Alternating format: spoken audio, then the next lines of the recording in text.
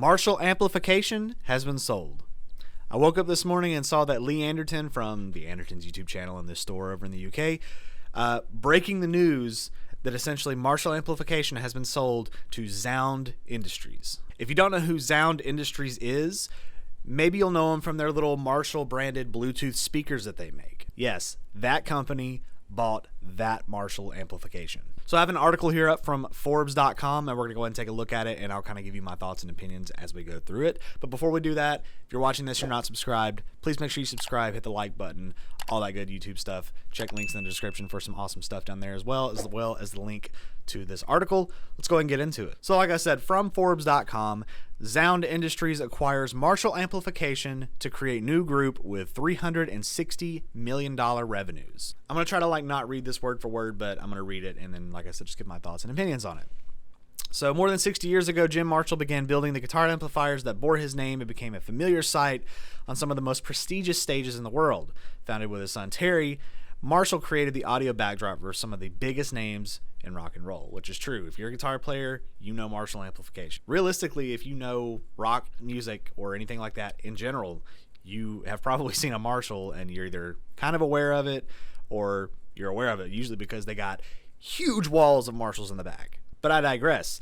The company's amplifiers were the muscle behind the electric guitars of Jimi Hendrix, Eric Clapton, The Who, and Oasis. It's no exaggeration to say that the classic Marshall logo script is probably one of the world's most exciting music brands. See, that's what I was saying. Everybody kind of knows Marshall. In 2010, Marshall Amplification signed a long-term licensing deal with Swedish tech company Zound Industries.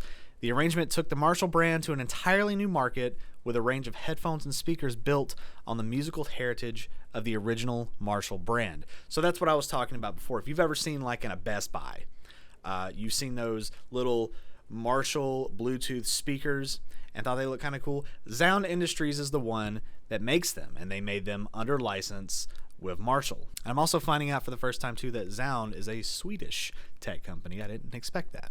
Through innovative product development and retaining that classic Marshall amplifier look and sound, Marshall headphones became one of the most exciting consumer electronic brands. Yeah, so I also forgot that they make headphones too, and I guess they make earbuds as well. I kind of just scrolled through the article and saw they made the little earbuds. Let's go ahead and keep reading here. The partnership has been so successful, the two companies have now decided to join forces with the launch of the Marshall Group. So they're essentially going to be combining their efforts and calling it the Marshall Group. The groundbreaking deal combines the Milton Keynes-based Marshall Amplification and the Stockholm headquartered Zound Industries in one company with annual revenues of $360 million. Yeah, apparently Zound has done really, really well with their Marshall headphones and the Bluetooth speakers and all that kind of stuff. Apparently they've done a lot, enough to be able to turn around in 13 years, because they started this back in 2010, in about 13 years, and buy Marshall Amplification, or at least get to the point where they could talk and negotiate and combine their efforts. The deal has been driven by the phenomenal growth of Zound Industries and its success in bringing the Marshall brand to a new global consumer audience.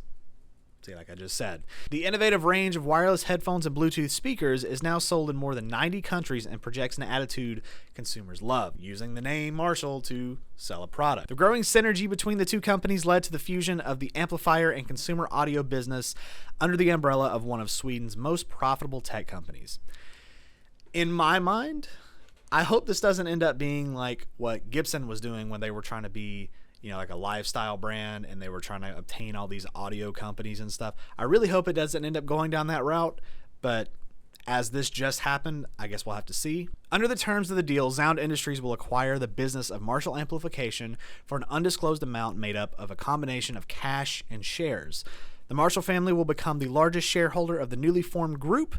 The deal covers all the Marshall Amplification brands and subsidiaries, including Natal Drums, Marshall Records, and Marshall Live Agency. So they're taking all of Marshall with them, which is kind of what you would expect. The deal creates a group with double-digit profitability. Currently, Marshall Amplification employs 200 people at its Milton Keynes HQ, I'm sorry if I'm saying that wrong, and a further 300 at a Vietnamese manufacturing facility. Meanwhile, Zound has around 280 employees working at its Stockholm HQ.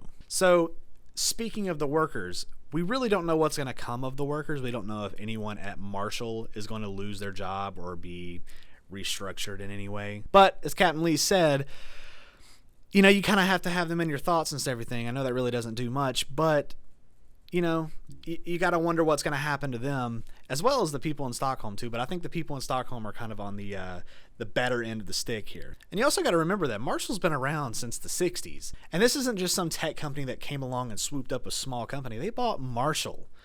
This company's been around for 60 years, going on 70 years at this point, something like that. The partnership between the two companies must be one of the most harmonious and successful licensing deals in the consumer electronics sector. The arrangement has been ongoing for 12 years and is fueled by a shared passion for high-quality sound and great music. The speakers and headphones created by Zound Industries and bearing the famous Marshall logo are designed to last and bring pleasure to music lovers, just like Marshall amplifiers. Now, I've never used Marshall headphones. I've never used one of the Bluetooth speakers. I've never used the earbuds. But apparently, people like them.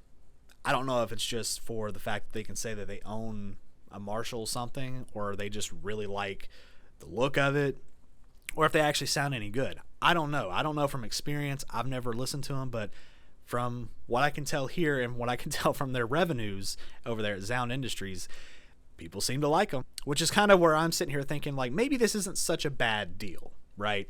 Maybe much won't change over at Marshall. If anything, maybe there'll be some innovations. Who knows? Henry de Boninat, I'm sure I said that wrong, will chair the Marshall Group. He said, "With this game-changing deal, Marshall Group will become the main challenger in our industry and the most exciting alternative to traditional players, bringing even greater innovation and value to clients, employees, and investors alike." So right off the bat, it sounds like they've got big plans for Marshalls. Fingers crossed that, again, this doesn't turn into a Gibson situation. The deal arose because of the close relationship between one of Sweden's leading tech entrepreneurs, Conrad Bergström, which, again, it's got the 00, I don't know. Anyway. As founder and board member of Zound Industries until 2018 and a member of Jim Marshall's board of trustees since 2015, Bergström was instrumental in bringing together Zound Industries and Marshall Amplification. He will remain an advisor to the group. So someone that's been there for a little while will kind of be in on the whole thing, so that's a good sign. "I am proud that this deal has finally been completed," said Conrad Bergström. "The success that we have achieved with the Marshall brand over recent years is soon going to be seen as having been the warm-up to a new British-Swedish headline act that is going to shake the tech and music industries to their foundations. Spinal Tap features one of cinema's most iconic scenes when Nigel shows off how his Marshall guitar amplifier can turn up to 11. But what we are announcing today is no parody.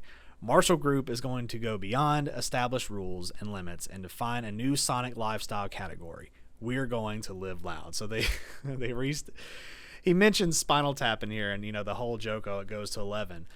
That's funny. I like that. But it sounds like he's going to keep kind of the legacy serious here and live loud, make it loud, which is good. We all know that Marshalls are loud and that they sound good. Marshall Group intends to leverage Zound Industries' experience in design and branding to build on Marshall Amplification's heritage and reputation as the music industry's amplifiers of choice for over 60 years. Marshall Group says it will benefit from a holistic strategy and a global business operations to boost revenue growth and profitability momentum. So again, they're looking up, they're looking to grow, they're looking to expand the brand more than I guess it already has. Again, we'll see. And the rest of the article, I'm going to leave it because it's kind of long. This video will end up being 40 minutes long if I don't. But so that's essentially kind of what it is. Okay, so Zound Industries has bought out Marshall. They are essentially combining efforts here. I think that it's a promising thing. On the surface, according to this article and according to the interviews that Terry and Victoria and this Conrad guy and all of them kind of gave, it sounds promising. They're combining their efforts. They're going to continue to make these Bluetooth speakers and headphones that people apparently really like, as well as make the guitar amplifiers that us guitar players really like. So all we can really do at this point, because this is still kind of breaking news, is just sit back and just ride it out and see what happens. Lee Anderton kind of put it in a way that it's kind of sad. I know for him, maybe it's a little different because he's, living over there. But, Marshall Amplification was a British brand. They were, not every one of them were made in Britain, but I mean, a lot of them were. And, they're not going to be anymore, maybe, who knows? It's kind of where we just have to sit back and ride it out. I mean, who knows? Like I said, nothing could change. It could literally just be to make money, which, again, business is business. Those are kind of my thoughts on it. What are your thoughts on it? Leave them in the comments. Again, link in the description if you want to go and check out this article for yourself. Make sure you subscribe, like, and also check links to my merch store if you want to go buy some merch and help support the channel. Really, really appreciate it. Until next time, guys, I'll see you later.